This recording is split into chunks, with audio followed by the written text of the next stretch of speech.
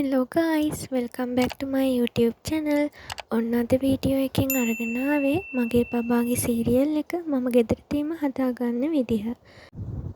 මේකට අපිට ධාන්‍ය වර්ග ඕන වෙනවා. ධාන්‍ය වර්ග කියපුවම ගොඩාක් ಜಾති තියෙනවනේ. මේ අතරින් මේ බබාගේ සීරියල් එක හදාගන්න මම තෝරගත්තේ කඩල, සෝයා, බඩ ඉරිඟු, කව්පි සහ මුං ඇට. තව අපිට මේකට සුවඳැල් හාල් එකතු කරන්න පුළුවන්. රතු හාල්, සුදු හාල් දෙකම උනත් එකතු කරන්න පුළුවන්.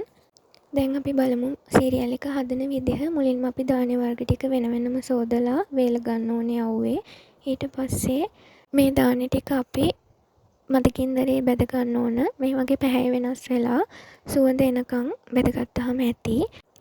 බැදගත්තු ධාන්‍ය ටික පවුඩර් එකක් වෙනකම් බ්ලෙන්ඩ් කරගන්න ඕන.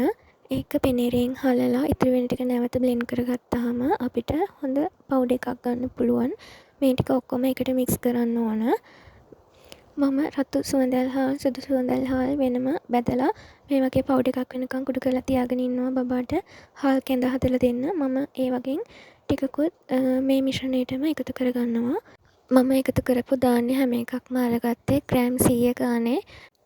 මේ ප්‍රමාණයෙන් හදාගත්තාම බබාට මාසෙකට විතර ඇති වෙනවා. හොඳින් සෝදලා වේලගත්තු පිරිසිදු බෝතලයකට දාලා වියලි ස්ථානයක අපිට මේක තියාගන්න පුළුවන්.